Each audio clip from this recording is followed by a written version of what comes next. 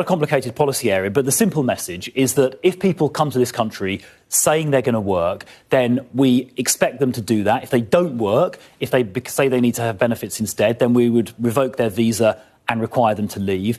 If at the end of their visa they either haven't worked or haven't worked at a salary level that means they're making a net contribution, then they would not get indefinite leave to remain. That's the right to stay here permanently, and instead would be required to leave. It's about making sure the people who come here to work actually do work and actually do earn money, earn salaries at a level where they're making a contribution, because people on very low salaries actually end up costing more in public services than they contribute. And I don't think it's fair on the British taxpayer to ask them to essentially subsidise people who have only just arrived. Recently, many migrants have been in panic following pressure from the government to stop or limit the overseas employment of workers.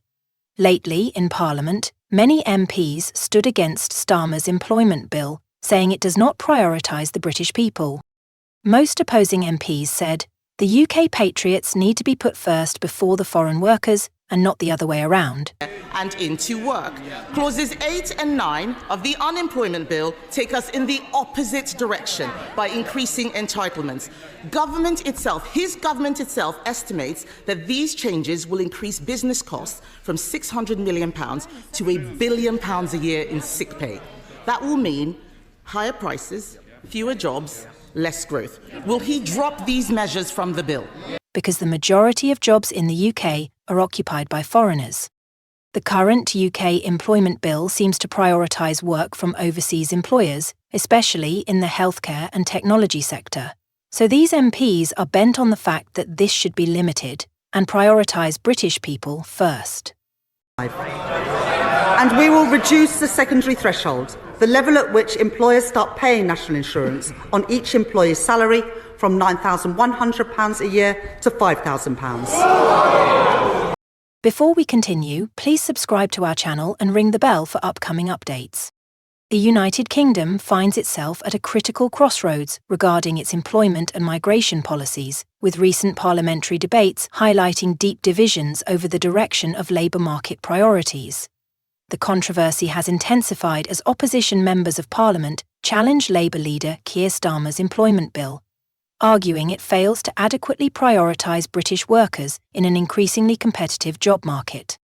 The debate has sparked significant anxiety among migrant workers already established in the UK, as governmental pressure mounts to restructure overseas employment frameworks.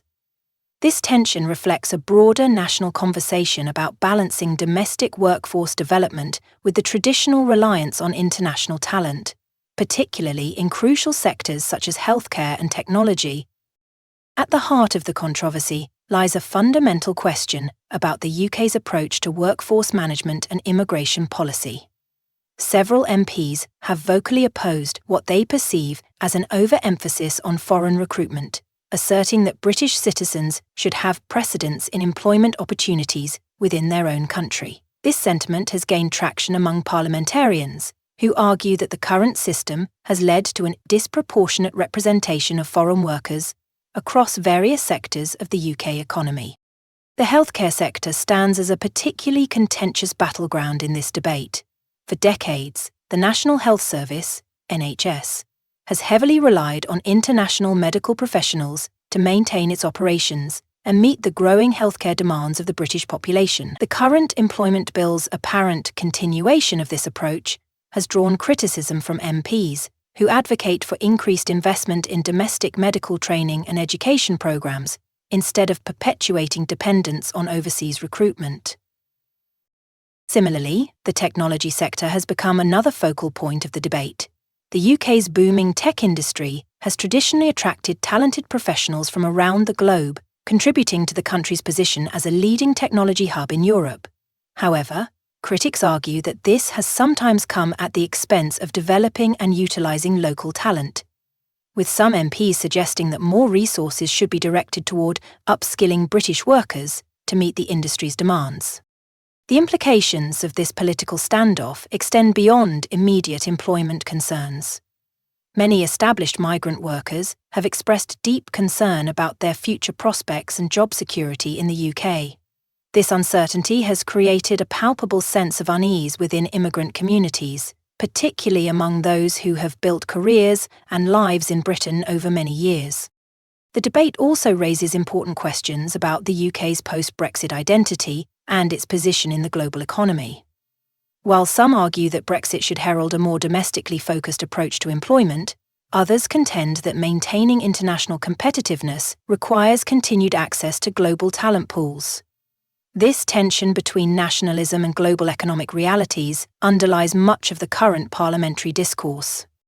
Proponents of the current employment bill argue that certain sectors face genuine skills shortages that cannot be immediately addressed through domestic workforce development alone. They maintain that a balanced approach, combining international recruitment with enhanced opportunities for British workers, is essential for economic stability and growth. This perspective emphasises the practical challenges of abruptly shifting away from established patterns of international recruitment, particularly in specialised fields where training new professionals requires significant time and resources. However, critics of the bill point to unemployment rates among British citizens and argue that more could be done to match domestic job seekers with available positions. They advocate for enhanced training programs, apprenticeships, and educational initiatives specifically designed to prepare British workers for roles currently filled by international recruits. This approach, they argue, would serve the dual purpose of reducing unemployment and decreasing reliance on foreign labour. The impact of this debate extends to Britain's international relationships and reputation. The UK has long been viewed as a destination of choice for skilled professionals from around the world, contributing to its cultural diversity and economic dynamism. Any significant shift in employment policies could affect these relationships and potentially influence future international cooperation and trade agreements. The situation has also prompted discussions about the need for a more nuanced approach to employment policy, one that recognises both the legitimate concerns of British workers and the valuable contributions of migrant professionals. Some suggest that the solution lies not in strictly limiting foreign workers, but in creating more opportunities for skills development and career advancement for all workers, regardless of origin. As the parliamentary discussion continues, it becomes increasingly clear that finding a balanced solution will require careful consideration of multiple factors.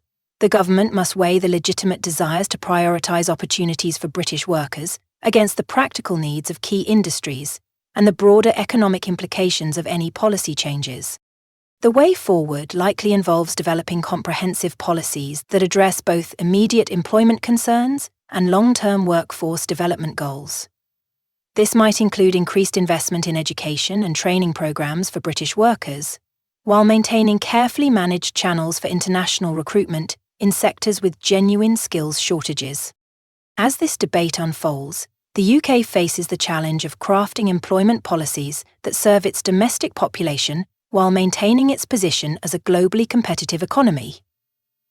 The resolution of this issue will have lasting implications for British workers, migrant professionals, and the future of the UK's economy and society as a whole.